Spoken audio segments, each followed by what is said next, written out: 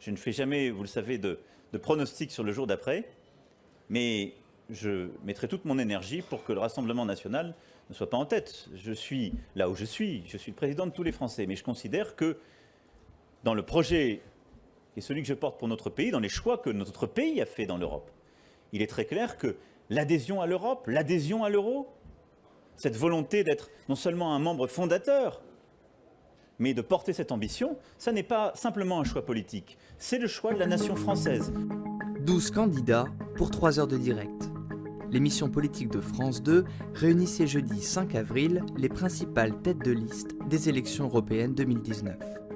Entre rappel au règlement... Il y a encore 10 personnes qui n'ont pas pris la parole. Quand ça commence à clignoter, ça veut dire que vous avez bientôt fini votre temps de parole. On est au bout. Cacophonie... On a du mal à vous terminer. Attendez, s'il vous plaît. Non. Laissez-moi parler. et pointe d'humour, Commencez pas à être casse-pied, monsieur Asselineau. Vous valez mieux que ça. le débat a tenté de dégager des tendances politiques sur l'avenir de l'Union européenne. Et pour débuter l'émission, l'actualité a pris le dessus. Les candidats ont d'abord été interrogés sur le Brexit. Les Britanniques ont fait un choix qui est très clair, qui est celui de la démocratie. Ils ont fait le choix de quitter cette prison qui est devenue l'Union européenne. Le Brexit, c'est la sortie. Moi, j'espère que la France, elle aussi, elle va renouer avec la démocratie le plus vite possible. Le Brexit, c'est l'occasion de remettre à plat la construction européenne, de s'apercevoir des impasses de cette compétition de tous contre tous. Il ne faut pas avoir peur de sortir de l'Union européenne, ni de la construction européenne. Le Brexit, c'est une catastrophe. On voit avec le Brexit comment les passions tristes, la haine, le rejet de l'étranger amènent dans une impasse absolument totale. Thème majeur de la soirée, l'immigration. Un sujet qui a aussitôt suscité des oppositions frontales. Cette manière de stigmatiser les migrants en permanence, c'est honteux. Le président Macron a été élu sur une promesse d'humanisme. Il a osé dire que oui, Mme Merkel avait eu raison d'ouvrir les frontières de l'Allemagne. Et aujourd'hui, quoi? Aujourd'hui, on ferme nos ports à l'Aquarius. Pour pouvoir exercer ce droit d'asile, il faut pouvoir accueillir dignement. Et si vous allez porte de la Chapelle, vous verrez qu'aujourd'hui, ça n'est pas du tout le cas. Il y a un défi migratoire majeur qui va s'ouvrir vers l'Europe. Il faut rétablir aujourd'hui des portes à la Maison France, rétablir des frontières nationales. Ce que je souhaite, c'est qu'on renforce la frontière extérieure de l'Union européenne, parce qu'on a fait Schengen en abattant les frontières intérieures sans renforcer les frontières extérieures. Dans 30 ans, il y aura 2,5 milliards On a entendu. Jean-Christophe Lagarde, Monsieur je suis obligé de Soto, vous arrêter. soit ce seront, Oui, je suis une obligé phrase, de vous arrêter. soit ce seront 2,5 milliards de clients, soit 2,5 milliards de migrants. Je préfère avoir des clients. Les candidats ont ensuite été interrogés sur leur vision de l'écologie. Tous sont pour en faire davantage, mais tous n'ont pas les mêmes priorités. L'engagement qu'on doit prendre, qui doit être très clair, sinon on peut parler d'écologie, tout ça, ce seront des vœux pieux, c'est que la dette écologique prime sur la dette financière. Si on ne commence pas par dire qu'il y en a une qu'on ne remboursera pas, la dette écologique, quand l'autre, la dette financière, on est parfaitement capable de la rembourser, si on n'affirme pas cela et qu'on ne le traduit pas dans des politiques, ça n'est pas possible. La pollution est un crime. C'est un crime. Ce sont 50 000 morts par an en France, ce sont 600 000 morts par an au sein de l'Union européenne. Le problème, c'est qu'on ne désigne pas le bon coupable. Les riches, les plus riches, sont responsables de la plus grande partie des émissions de gaz à effet de serre. Et qu'a fait le gouvernement à la place? Faire payer les ménages les plus pauvres plutôt que faire payer les plus grands pollueurs, les grandes entreprises multinationales. Nous, ce que nous proposons, c'est d'imposer une barrière écologique à l'entrée sur le marché commun européen. C'est-à-dire faire en sorte que ceux qui viennent importer en Europe payent pour la contribution carbone, pour l'émission de carbone que représente le bien qu'ils apportent et pour le transport. Question suivante, celle du budget de l'Europe. Avec un chiffre en tête, celui de la contribution de la France à l'Union européenne, 23,2 milliards d'euros en 2019. Je suis pour la suppression des contributions nationales. Aujourd'hui, on peut la remplacer par une taxe carbone et par une taxe sur les transactions financières. Ça permettrait de donner la même somme, mais de rendre aux Français 65 milliards en 7 ans. Il faut récupérer cet argent, ça fera 10 milliards par an et plus demain parce que ça ne cesse d'augmenter. Mais pour le faire, il n'y a pas de magie non plus. On ne va pas y mettre fin comme ça par l'opération du Saint-Esprit. On y mettra fin quand on n'y sera plus. C'est vrai, nous payons beaucoup, donc nous devons être exigeants avec ceux qui reçoivent beaucoup. On donne de l'argent à ceux qui nous concurrencent, qui délocalisent nos usines et pire, qui nous envoient des travailleurs détachés puisqu'ils ne payent pas les charges sociales françaises, mais ils payent les charges sociales des pays d'origine qui sont faibles. Si on veut être en capacité de contrer les Chinois, les Russes, les Américains, si on veut construire une économie puissante, si on veut faire notre transition énergétique, il faut plus de budget au niveau européen. Pour clarifier leur position, les candidats ont été invités à voter sur 4 sujets précis.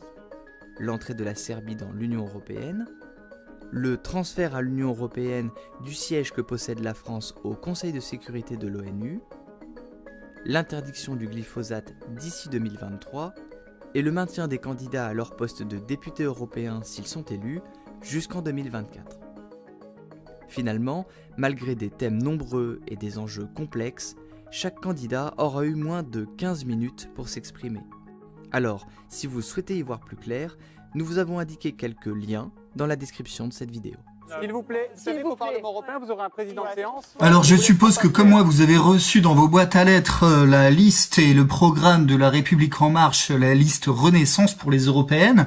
Et on voit une belle brochette d'élus, d'anciens PS, d'anciens UMP.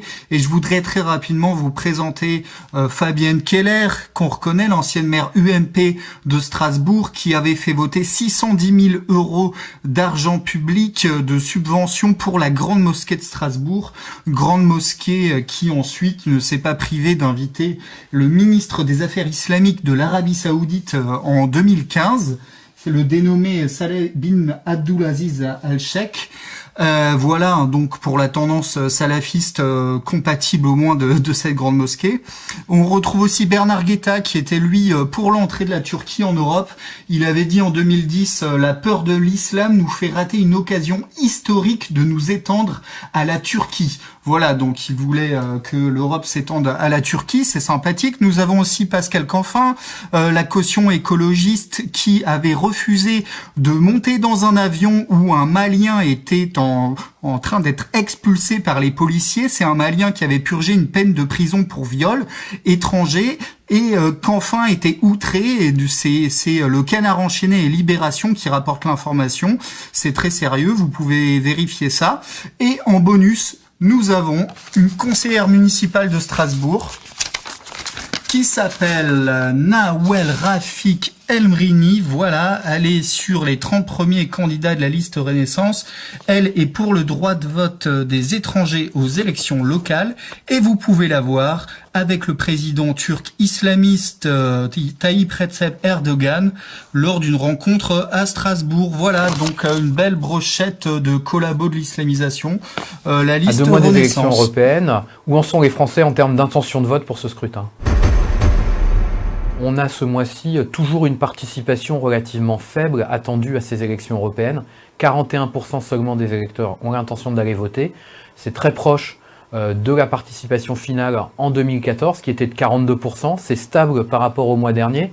Et ce que l'on constate, c'est que finalement, le grand débat national ne conduit pas du tout à une surmobilisation des électeurs pour le moment pour ces élections européennes. On verra au mois de mai si les choses bougent, mais on a toujours une part minoritaire des électeurs qui ont l'intention d'aller voter et donc des effets de concentration très forts sur certaines catégories de population.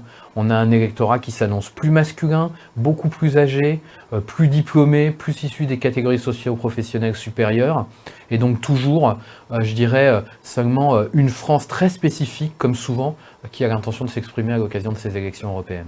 Aujourd'hui, les listes de la République En Marche et du Rassemblement National continuent à faire la course en tête assez largement. Chacune a 23% d'intention de vote, c'est un point de plus que le mois dernier pour chacune d'entre elles, et c'est nettement devant la troisième liste qui est celle des Républicains à 13%. Alors ce que l'on voit, c'est que finalement ce sont les deux listes qui arrivent le plus à mobiliser leurs électorats. Celle de la République En Marche probablement parce que sociologiquement elle est ancrée dans ces catégories qui ont plus l'intention d'aller voter, les plus diplômés, les catégories sociales supérieures. Celle du Rassemblement National parce qu'elle bénéficie, comme depuis quelques années, d'une capacité de mobilisation très forte liée au mécontentement, à l'envie de protestation qu'a cet électorat du Rassemblement National et qui continue d'être très fort en cette année 2019. L'autre point à signaler en termes d'intention de vote, c'est les grandes difficultés de la gauche qui n'arrivent toujours pas à s'extraire de son enlisement. On n'a aucune liste de gauche qui n'atteint les 10% dans cette vague. Celles qui font le mieux sont celles de la France Insoumise et d'Europe Écologie Les Verts avec 7% chacune. Celle du Parti Socialiste, bien que rassemblée avec Place Publique et Raphaël Glucksmann, n'est aujourd'hui qu'à 6%. Et la grande victime pour l'instant de ce rassemblement, c'est plutôt la liste de Benoît Hamon qui perd 2 points et n'est qu'à 2% des intentions de vote en ce mois de mars 2019. Aujourd'hui encore, très largement, les électeurs veulent profiter de cette élection pour exprimer leur opinion sur le président de la République. Avant tout, pour le sanctionner et exprimer leur mécontentement. C'est le cas de 42% des électeurs. Une petite partie d'entre eux, 13%, voulant plutôt le faire pour soutenir Emmanuel Macron. Donc on a plutôt évidemment une dimension protestataire, comme souvent dans les élections européennes, qui peuvent s'exprimer. La chance, malgré tout, du président de la République et de la République En Marche dans cette situation, c'est que comme ils sont les seuls à défendre le gouvernement, ils peuvent espérer quand même, malgré cette expression assez majoritaire du mécontentement, arriver en tête ou très proche de la première place à l'issue de ce scrutin.